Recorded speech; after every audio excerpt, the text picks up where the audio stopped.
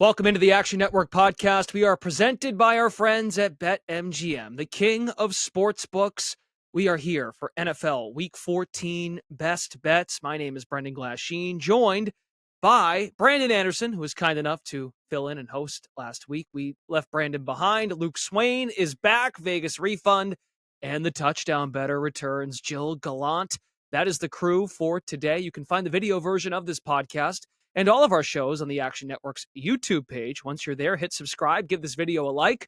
We also appreciate the 5-star ratings and reviews on Apple, Spotify, wherever you listen to Action Network content. Don't forget, you can follow these guys individually in the free award-winning Action Network app for all the bets they give out today, anything else they might be on, futures perspective. I know Brandon's big in the futures market as well.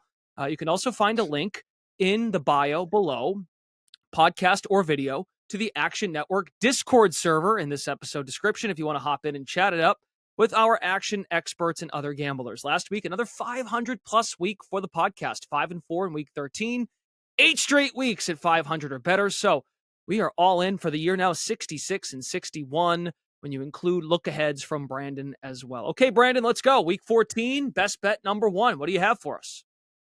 All right, I'm going to Baltimore. Give me the Ravens -7 against the Rams. And look, I like the Rams too. They're fun. The offense is looking good, but I think people are just getting a little too ahead of themselves. They blew out the Cardinals. Yay, the Cardinals are not any good. They beat the Browns 36-19, but it really should have been tied in the fourth quarter against all the Browns backups. Even Myles Garrett basically going through cardio out there and didn't do a whole lot with his injury. They should have tied it up 20-20. They missed the extra point. They Browns it up at the end. That's the Rams. They're winning games lately, but I think we're getting a little too excited about them with the wild card race. The offense is good. They're fun.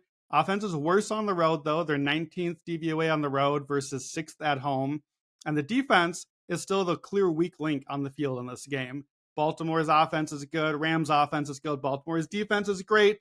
Rams' defense just kind of lacks talent still, right? Like, you pretty much can't name guys other than Aaron Donald on the defense. A couple other young guys have started to come around there, but it still is the clear weak link, other than, of course, the special teams, who the Rams are dead last in special teams versus John Harbaugh. That's probably going to come into play here, too. So I think the Ravens offense just kind of gets what it wants in this game. And Baltimore has also a top 10 pass rush against a poor Rams offensive line. So I think that gets to the Rams a little bit. And then, like you've seen, we've got all sorts of these crazy totals this week, right? We've got a 30 and we've got two 30.5s. We got a bunch in the 30s. All this weather impacted. This game right now looks like the biggest weather impacted game. Looks like 13-mile-an-hour winds, 50% rain. That, to me, is the perfect setup for Baltimore. Gus Edwards, power run, great defense. Just control the ball, pound the rock, 23-10 sort of win. Matt Stafford, when there's 10-mile-an-hour wind or more, 7-14-1 against the spread, 33%. Wow. This is not Stafford weather. Remember, he played in Detroit inside for so long. Los Angeles, obviously safe there. Not a good spot for him. And November forward, when Stafford plays a team over 500, 17-37-2 against the spread, 31% cover rate for his career. And that has held up really with the Rams still, too. So I just think it's a good spot for the Ravens. They're on a bye at home, coming on extra rest. The Rams just had to play against the Browns at physical defense. Harbaugh after a bye, 60% cover rate. McVay and Stafford facing teams off of a bye, combined 6-15-1, 29% cover rate for them. So give me the Ravens -7. Very good. That's pretty self-explanatory. I still don't really get what the Rams are. Like, I know, like you said, when they're at home and they got Puka going, I know Cooper Kupp had a late touchdown. Like, they're just so Jekyll and Hyde. I can understand this. I think it's a pretty generous number, honestly, at -7. So fully understand that. And I noticed, too, Ravens first half, they're really good. The books have caught up on that, right? 4.5. I understand. Want to go the full game, go the touchdown. Very good. Okay, Luke Swain, Vegas refund. Your first best bet for Week 14. I'm going to go with the Bears getting 3.5 hosting the Lions at home, which this one, and I think I'm just probably one of the higher people on this Bears team. And I think I brought up the quote a couple weeks ago, and it really has stuck with me, where this Bears team really feels like the Lions of 2 years ago, where they weren't really winning games, but they just continued to cover. and try hard every single week. And this Bears defense is getting better and better every single week, it seems like, the last couple. And they are coming off a bye, so they should be healthy. And this is a big revenge divisional game where I want to say 2 weeks ago or 3 weeks ago, they were in Detroit and they were winning that entire game. And all of a sudden the Lions came back in the fourth quarter, like I think down 10 plus. So this is just a Bears revenge spot, getting Jared Goff in outdoors where the weather was looking pretty bad, but actually within the last like 24 hours, I think it's cleared up where the total came down into the 30s. I think it was like 39. And since this weather's cleared up, it's back up to 44, which still, it's going to be cold. It's going to be outdoors.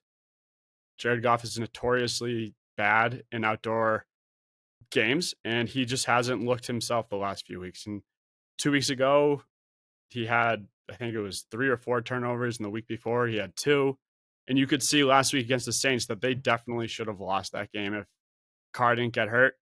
Their neutral pass rate was the lowest it has been all season, which tells me that this Lions coaching staff is not trusting Goff like they have in the past, just purely based off of the turnovers. And then you have a Detroit defense that is looking like one of the worst in the league. Right now, they're 30th in EPA. I think they're 24th in success rate.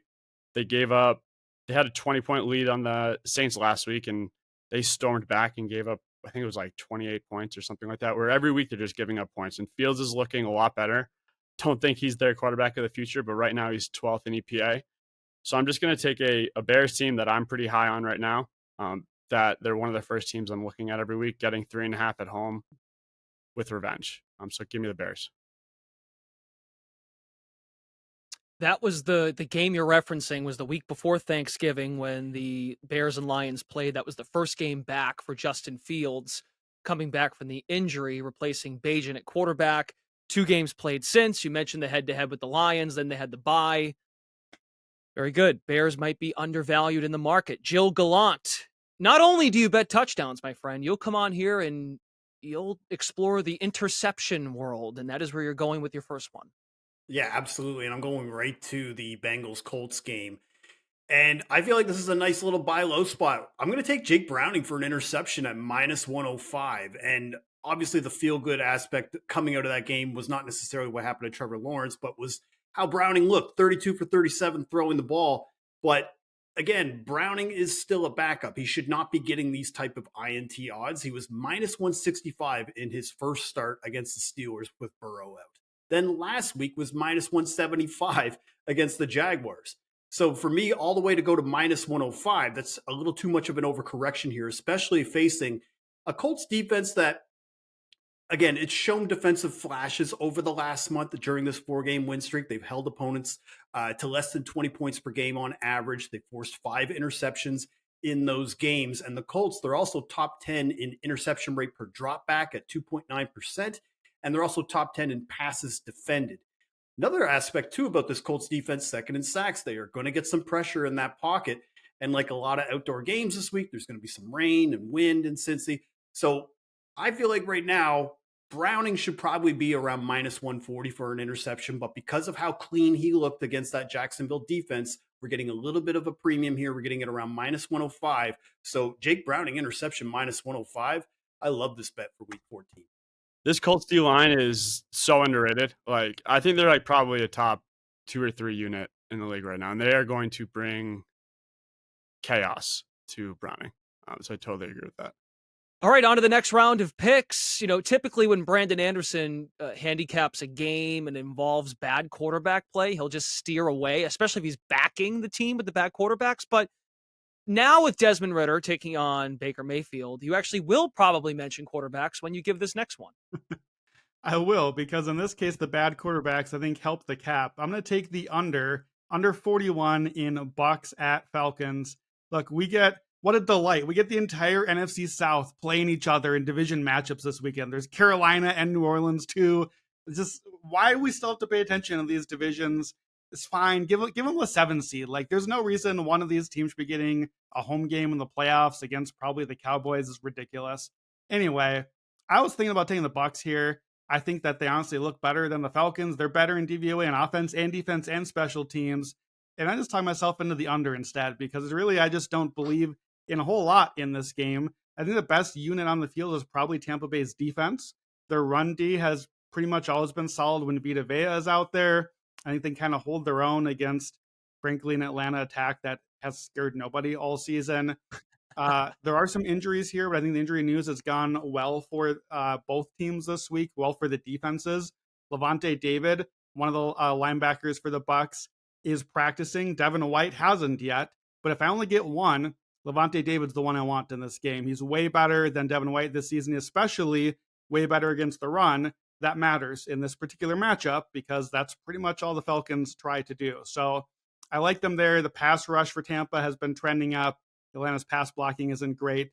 And Bucs defense on the road, 3rd in DVOA versus only 21st at home. So those splits can be a little finicky, but goes in our favor here. So Tampa Bay's defense looking pretty good. Both teams' defense have struggled against the pass lately. But okay, there's the quarterbacks now. Desmond Ridder, not really that worried about you. Baker Mayfield's been pretty good this year, to be honest, but he's banged up. Mm-hmm. He's had moments. Mike Evans is the one real threat here. AJ Terrell has been in concussion protocol, but's practicing this week. So I'm hoping AJ Terrell plays. That's Atlanta's stud lockdown corner. You want him against Mike Evans. If he's not out there, Evans could put up another one of those huge games. But then I've just got a bunch of numbers here for the under. Todd Bowles, Tampa Bay, road unders for him for his career, 30-17, 64%. That's the second most profitable coach in our system. Baker Mayfield, when the total is below 44, 20-9 to the under, 69%. He's the second most profitable as well. Week 14 or later division matchups, total 40-47 is 56% to the under. Home favorite under a touchdown, 57% to the under. And then this season, Falcons are 8-4 to the under 39 points a game in their games. Bucs are 8-4 to the under 40 points in their games. And then as I was searching, I found this stat. So far this year, we've had 6 games in the division, in the NFC South, the terrible, awful NFC South. Not one game has hit 40 points yet. Get this division out of here. They're averaging 35.5 points a game, and the lowest total of all of them, Bucs Falcons, 29 points first time around. Give me the Bucs and the Falcons under 41. Wow, that's quite the stat. All the head-to-heads, all the teams. Say that one more time. All the teams have their combined averages. Falcons, Bucs, Saints, Panthers. That's the division. They have played some combination of each other 6 times so far this season, and the highest score in any of those games has been 39. Not one division matchup has even cracked the almighty 40-point barrier. Get the NFC South out of here. Wow. Okay. Excellent. So we're going to pick apart Kansas City and Buffalo. That's one of the marquee matchups of the weekend. And Luke, you are turning to the desperate Buffalo Bills. They need this game. Why do you like Buffalo for your second one? Yeah, I'm going to go with Buffalo right now, plus 1.5. I think it opened at 3, which would have been awesome to get, which didn't last very long. It just continues to come down, which I think has a lot to do with teasers, which the Bills are a great teaser leg as well this week. But this is a Bills team coming fresh off of a bye, who I really don't think any team needed a bye week more, just in general and health, specifically on their defense. Going against a Chiefs team that I'm assuming every one of our listeners and all of us have been watching the Chiefs, and they just aren't right. Like, whether it's just Travis Kelce being old or injured, I think it's probably both. Outside of him, there's just nothing. And they struggle to complete a pass further than 5 yards. I'm going against a Bills team that is extremely desperate. Probably should have won the Eagles game, that game going to OT. I totally forgot that they don't kick extra points, and the push. I've never been so happy about a push, but this Bills team it's definitely a trendy team this week, specifically in the futures market, which I don't disagree with at all. But this is just a Bills team that is going against a Chiefs team that I don't see it. I don't think they're going to be fixing anything. And their defense has been fantastic, but they don't have Tranquil. They're not going to have Bolton. They're not going to have Brian Cook, who are 3 starters. They might not even have Donovan Smith, which are all 4 starters and above average starters. Going against a Bills team off of a bye with all of the weapons in the world, should be healthier, and have historically played very well against the Chiefs. They're a great teaser leg as well. All 6 of the Bills' losses this year have been by 6 or less points. So you can tease them right up through the key number of 7. And I think that would be a great teaser leg, but I'll take the Bills plus 1.5. It's fair. I mean, Joe Ryan now running the offense. They look good against the Jets. They presented a running game. They alleviated Josh Allen. It wasn't Josh Allen dependent.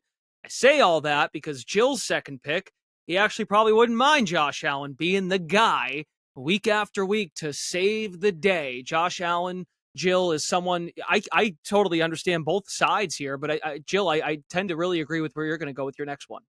Yeah, I'm very much a Josh Allen anytime touchdown pot committed. Especially last week, I did cash in. Prior to the bye, I hit a 17-1 for his 2 touchdowns against the Eagles.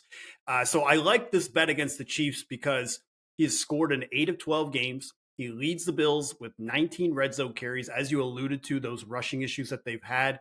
He kind of takes the mantle and goes assertive when they get into the red zone, and why we also like Allen in this spot is the Chiefs are 28th in DVOA versus the run, but 5th in DVOA versus the pass. Now, that latter DVOA stat, that may not matter as much facing an offense like the Bills, who can move the ball pretty efficiently against any type of defense. But when they get into those tight spots inside the 10-yard line, that could be the difference between the Bills scoring a touchdown and settling for a field goal. So if we're on 3rd down, I could definitely see Josh Allen just tucking and running it and just bulldozing his way into the end zone like he did against the Eagles twice.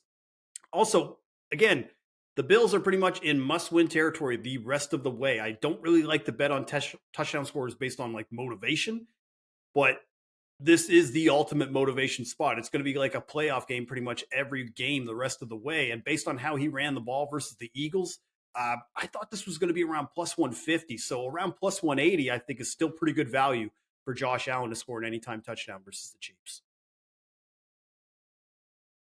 Fair enough. I mean, I don't think there are picks that go against each other. I think they need Allen to do what he does. And I'm not sure. I off a bye, I don't know how confident I am in Sean McDermott to get this right, and Joe Ryan, but it's really Sean McDermott's show, as we know, as the head coach. I mean, Josh Allen has to literally go nuclear every single week for them to make the playoffs. And like the Bills could be the 2nd best team in the league and they still might not make the playoffs. But if they do, it will be totally on his back, which will be him scoring touchdowns. Fair enough. And Brandon, you're going to join the party on Josh Allen. I am. So you've heard this one on the pod before. The first prop I look for whenever the Bills play a big game is Josh Allen rushing yards. So give me the Josh Allen over 30.5 rushing yards. This is, Jill kind of just made the case for me. They save Josh Allen's legs for these big games. If you look at the stats, look at the splits, and you kind of have to do it manually on, okay, was this a big game? Did this look like a team against a playoff team? Was it, they're playing a Washington or something? In the big games, they call more designed runs with Josh Allen, those like 3rd and 2 sort of plays that we've all seen in the playoffs. This is a playoff game for Buffalo. And Buffalo has used Allen more as a scrambler this year too. Allen has added more EPA per play than any quarterback on scrambles by like a huge margin this year. It's part of why his overall EPA is so high. Scrambles are even more valuable runs than designed runs because the defense has their back turned the other direction, and here comes Josh Allen running at you from behind. So here's the numbers. Last 2 seasons, so that's not counting this year yet. 22 games against non-playoff opponents, Allen averaged 6.5 carries, just under 40 yards. 16 games against playoff opponents, almost 9 carries a game, 53 yards. And over half of those, at least 44. So we're at 30.5 here. I would honestly put that line like at least 10 yards higher. This season, I'm counting 4 games that I'm going to count as against presumed playoff opponents. Now, again, we got to kind of make some assumptions here. So I'm counting week 1 against the Jets when we thought that was supposed to be a big game for them. Aaron Rodgers, the whole Jets hype. Right. 4 games this year against presumed playoff opponents, 8 carries, 44.5 yards over this number 3 of the 4. The other 8 games, remember, they've had a pretty soft schedule so far, 4.5 carries, 20.5 yards. So it's like double this year, basically, his numbers when he plays one of these top teams. And we've got a real sample against the Chiefs now. We've had 5 games, Josh Allen, against this version of Mahomes and the Chiefs. Here are Josh Allen's rushing yards in those Chiefs games. 32, 59, 42, 68, and 88. Averaging over 9 carries a game, 58 yards. He's had at least 7 carries, at least 32 yards every one of those games. Luke, you mentioned Drew Tranquil, Nick Bolton, both out. Those are the linebackers. Those are the guys that have to try to contain and tackle Josh Allen. So that's also a key part here as well. I just think this is a game where, like all of us are saying, this is everything for the Bills. They're fighting in the spot. Josh Allen's going to have to make some plays with his arm, with his legs, with his brain. Like every part of Josh Allen's body is going to have to make some plays in this game. So I love the over 30.5. And while we're here, because it's me and you mentioned my futures, and I love the alternates as well, let me just rapid fire a couple other ones for you. If you like the Josh Allen angle, you can do 50 yards plus 320, 75 yards plus 1425. So that's a little escalator taste if you want it. Kansas City, bottom 10 against wide receiver 2. Don't forget, this is the team Gabe Davis lit up in that playoff game. 8 catches, 200 yards, and 4 touchdowns. 80 yards and a touchdown is 14-1. I like that one a lot. And I like the Bills, like Luke said. I wanted the +3. I was hoping we get the +3.5, and then went the other way. So I'm investing in the Bills by playing futures. I like them here. Sorry, Jill. I like them against the Cowboys next week. And if both of those happen, and Miami falters a little bit in their schedule, Buffalo can still beat Miami in the final week for the division. 17-1 Buffalo division. And if they do, 50-1 Josh Allen MVP. So those are some bonus picks for you for this pod. Josh Allen over 30.5 rushing yards. Got it. So it's one of those weekends for me when I open the Action Network app and I'm going to scroll and go, is Brandon the only one using the Action app today? Oh, wait a minute. There's somebody else. Okay. There It's we just go. Brandon doing Brandon stuff. No, Very that good. Josh Allen MVP angle, like I took it, I think a week or two ago, where like you hear about the trends that like every MVP of the last 10 years or further has been like a 1 or 2 seed, which if they win the division, I guess they probably wouldn't. But like No, this it's year not is gonna be just a top totally 2. different. Like this year, like around this time, there is like a favorite in the MVP race. Where right now we have 3 guys at +300, and then like I think the 4th is Jalen at +800, which it's been that because usually the guy making the 1 or 2 seed is the heavy favorite right now. We just don't have that, and I just think this is a total outlier year where there's a case for every MVP right now, and there's also a case for guys who leapfrog them, where the Bills-Dolphins game could be for MVP. Well, and that's the thing is with the schedule, you got Josh Allen on big national TV spots against the Chiefs and the Cowboys and the Dolphins. And if you took records away and we only could look at stats right now for the season, Josh Allen will probably be unanimous MVP. Like he's leading in most of the stats. He's leading up near the top in the EPAs and CPOEs and all of those things. The only reason he's not even in the picture is because of the 6-6, which matters. But if they close on a 5-game winning streak, if there's not really a clear MVP, no one's going to want to necessarily vote for Brock Purdy, who's the leader right now. I think he's in the mix, but I just think 50-1 is too long for a guy this good who's playing like an MVP, and we're all betting him like an MVP in this pod. We're betting him on the road as a short dog against Pat Mahomes. Holy cow, that is not the spot to go, but that's how good we feel about how Allen and the Bills are playing. So I think it's a good spot to back them in multiple ways. So if you parlay the Bills +1.5, Josh Allen touchdown, the Allen over rushing, you get around +400 if that tickles your fancy. So that was Brandon's third pick. Luke, oh no. Well, this isn't the Broncos team of old. No, I'm only saying oh no because I'm with Brandon and Jill. It's just bringing me back in time to like last year doing that late Sunday night podcast. We're doing Denver Broncos. No, a lot has happened this season since the Frozen Pizza Bowl of last year. So, yeah, the last 6 games, I think we've taken that pizza out of the oven now. But when you give this, can you help me understand why Denver's an underdog in this game? Because I still don't really get it. But go ahead.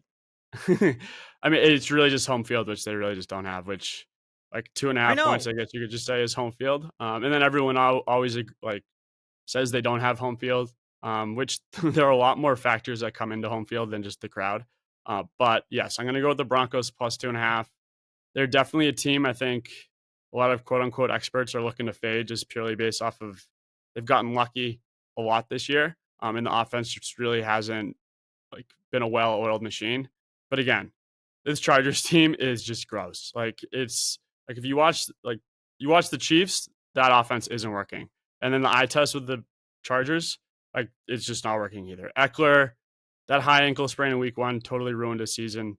Staley even came out today, I think, saying that like running backs are going to earn their carries, which I don't think really means anything.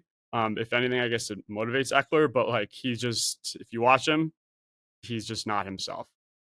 And then you have really the only other weapon that they have is Keenan Allen, which is going to be going against probably the best defensive player in the league, in my opinion, Patrick Surtain.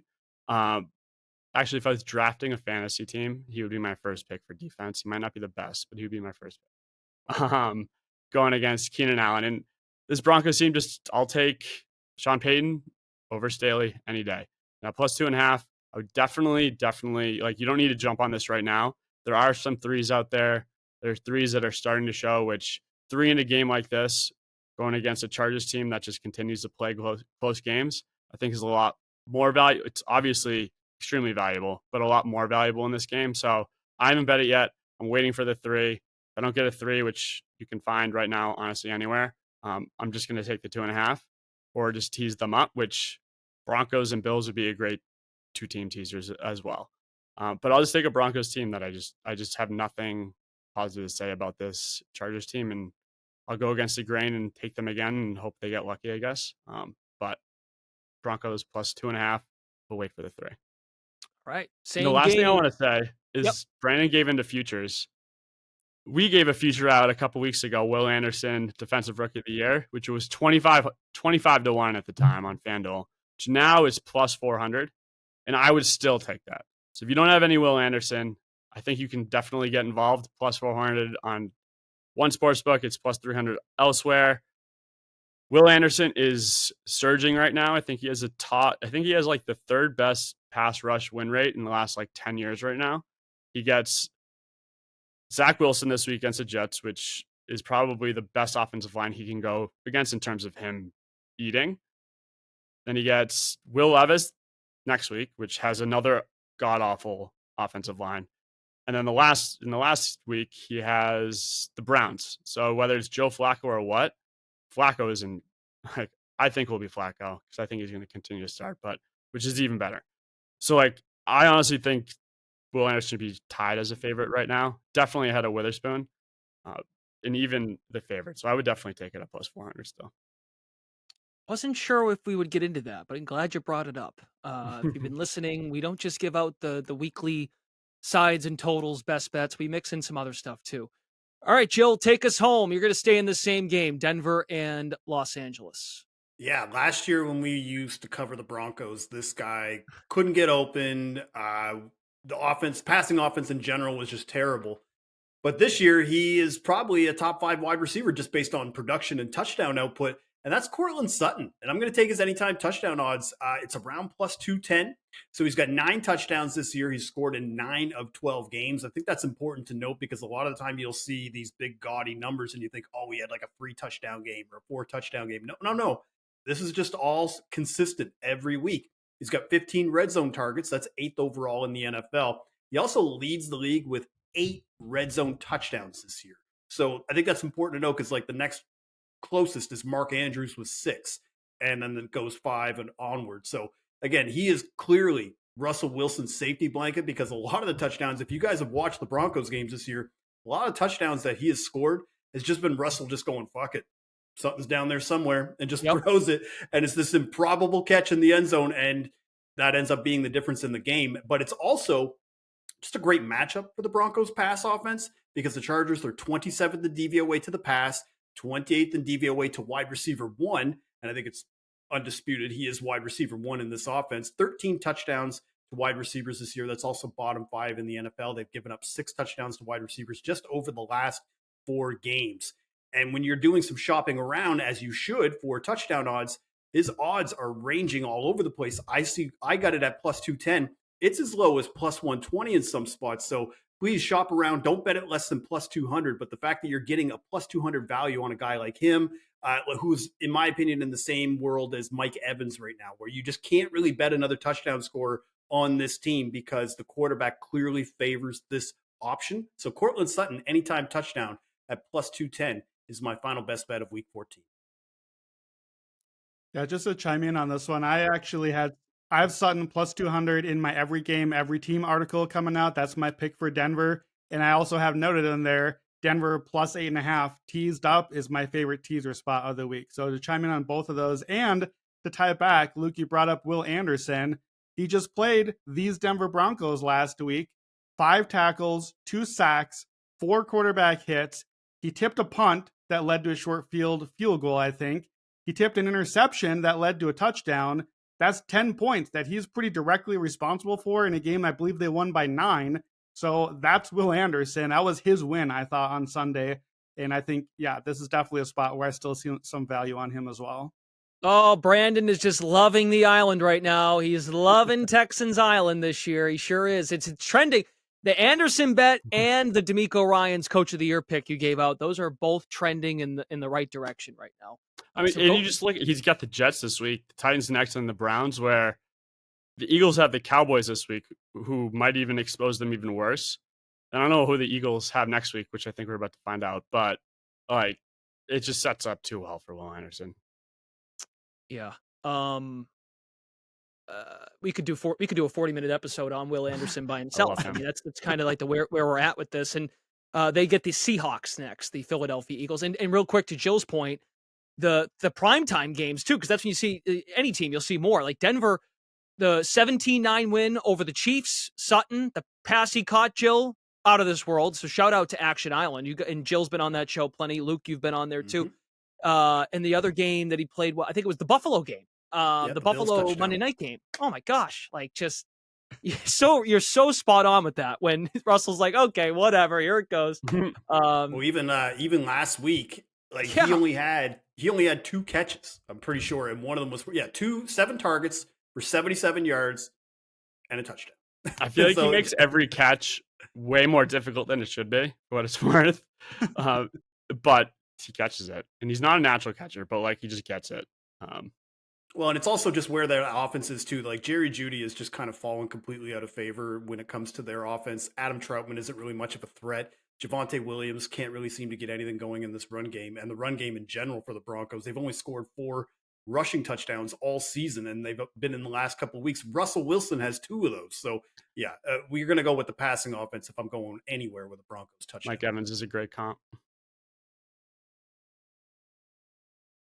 All right, before we go, we always get to Brandon Anderson's look ahead. He's got a week 15 spot circled. He was on the Cowboys for last week. Going into this week, Cowboys -2.5. We know now they are 3.5. So hope you jumped on that. Brandon, what are you eyeing for week 15? Yeah, look, I have twice in a row on this podcast bet against the Eagles. I am the Philadelphia slanderer on my Twitter timeline right now. But I got to come back the other way. I can say nice things about Philadelphia. I'm going to take the Eagles this time. -4 at the Seahawks. We flexed that one into Monday night. I think it is our first ever flexed Monday night football game. And the Seattle, I don't know if they're going to be ready to show up for this one. They've lost 3 games in a row. We watched it against Dallas last week when Dallas had 8 trips to the red zone. I believe 33 first downs. Like, those are unbelievable numbers offensively. I think Cowboys could have scored just about anything they wanted if they actually knew how to play in the red zone. But they got the job done anyway. I got Cowboys over the Eagles. Hopefully you got it before the key number. It's flipped to the other side now. This one's really not a key number sort of play. This is I just don't think that the Seahawks can handle the Eagles. Seattle is going to play San Fran this week. They are double-digit underdogs. They get destroyed in that matchup, right? It is just not the game for them. And for a lot of the same reasons I like them here, Seattle they will be entering, I believe, then on a 4-game losing streak. Last 5 games for the Seahawks, 24th in DVOA, bottom 10 offense and defense. So I know we think that this is a playoff team. I know they kind of look the part on offense against Seattle, but the other side matters too. They can't tackle anybody, right? I was Seattle Island all last season. They couldn't tackle then. They still haven't really figured that problem out. Love Bobby Wagner. He's kind of a problem at this point as well. You got to be able to tackle against Philadelphia. That's not going to go well for you if you don't tackle Jalen Hurts and DeAndre Swift and all these guys. Seattle's O-line has struggled. Eagles pass rush should get there. Geno is not great against pressure, so that's another problem. Same stuff that we're worried about in the San Francisco matchup. It's coming up here against Philly. Seattle has been terrible all season, offense and defense, on late downs and in the red zone. Well, what's the one thing we know about Philadelphia? They have all those little edges on 3rd down, 4th down in the red zone. Like, that is where they absolutely hammer teams. So I just think it's a good spot to back the Eagles. Either way, really. If the Cowboys beat the Eagles this week, as I still expect them to, now you got Philadelphia, 2 games losing streak in a row. They badly need this. Or you get the Eagles, go to Dallas and win. You're not getting a -4 here anymore. Now you're at a -6, maybe pushing 7.